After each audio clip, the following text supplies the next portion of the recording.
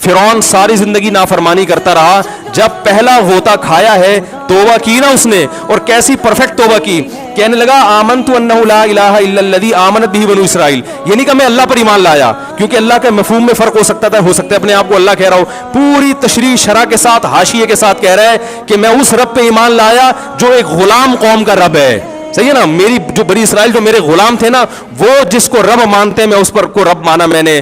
اللہ فرماتے ہیں آل آنا, اب ایمان لا رہے, وقد عصیت قبل, اس سے پہلے تو نے نافرمانی کی ہے, ایسا عبرت کا نشان بناؤں گا. فالیوم ننجیک ببدنک لتکون لمن خلفک آیا, تو مر جائے گا تیری باڈی سلامت رہے گی, آنے والے لوگ قیامت تک تیری باڈی کو دیکھ کر عبرت حاصل کر رہیں گے کہ یہ ہے جس نے زمین پر ایسی حکومت کی کہ اس کی حکومت کے کھوٹے زمین پہ گڑ گئے. آج کیسا عبرت کا نشان بنا ہوا ہے, کیسا پڑا ہوا ہے, مسالے لگا لگا کے تو اس کو محفوظ رکھا جا رہا ہے. اور اللہ فرماتے ہیں یہ تو اس کی باڈی ہے, تمہیں نظر آ رہی ہے, اس پر گزر کیا رہی ہے ہم تمہیں بتاتے ہیں. النار, آگ ہے, یعرضون علیہا غدوا وعشیا, جس آگ پر صبح اور شام اس کو جلایا جاتا ہے. وَيَوْمَ تَقُومُ السَّاعَةُ, اور جب قیامت قائم ہوگی, أَدْخِلُوا آلَ فِرْعَوْنَ أَشَدَّ الْعَذَابِ, اللہ فرمائیں گے کہ ہم حکم دیں گے فرشتوں کو کہ فرعون کو اس سے سخت عذاب میں ڈال دو.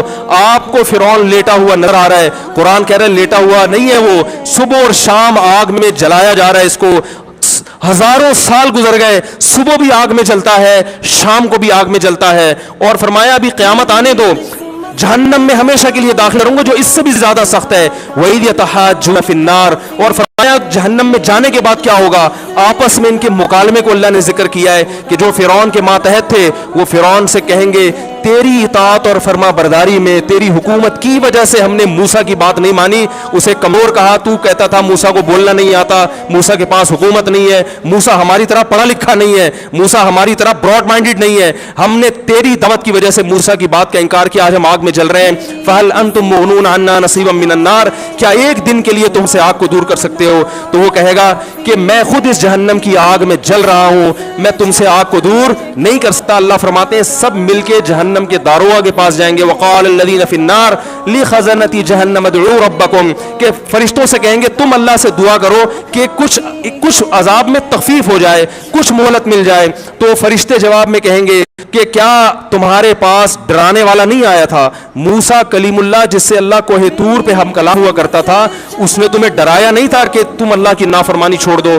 کہیں گے قالوا بلا, وہ کہیں گے ضرور. اللہ فرمائیں گے پھر اعلان ہوگا فادعوا وما دعاء الکافرین الا فی ضلال, فرشتے کہیں گے اللہ نے ہم پر پابندی لگائی ہے تمہاری سفارش کرنے پر, تم خود اللہ کو پکارو. اللہ فرماتے آج ان کی پکار بیکار جائے گی, کوئی اسے سننے والا نہیں ہوگا. دیکھو جب تک جسم میں روح ہے, ایک دفعہ انسان توبہ کے آنسو بہا دے,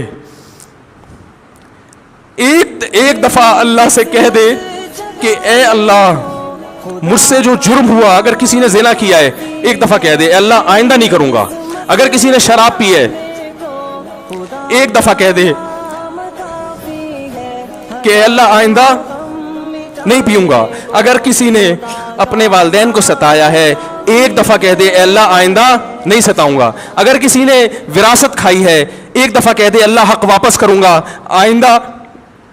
آئندہ کسی کا حق نہیں دباؤں گا. اگر کسی نے انٹرنیٹ پر بیہودہ فحش فلمیں دیکھی ہیں ایک دفعہ کہہ دے اللہ دیکھ چکا آئندہ بولو بھائی نہیں دیکھوں گا. اللہ فرماتے ہیں اس کے کہنے میں تاخیر ہو سکتی ہے.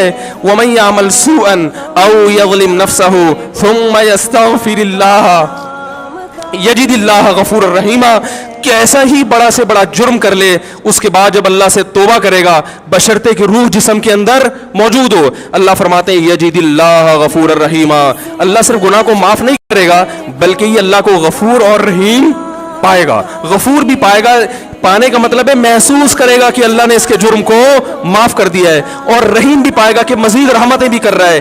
یہ اس وقت تک اللہ کی طرف سے بھائی پیکیج ہے جب تک روح جسم کے اندر موجود ہے, کیونکہ غیب کا معاملہ ہے. جب اس روح اور جسم کا رشتہ کمزور ہو گیا ایڑیاں رگڑتے رہو گے لیکن اللہ توبہ قبول کرنے کے لیے تیار نہیں ہوگا.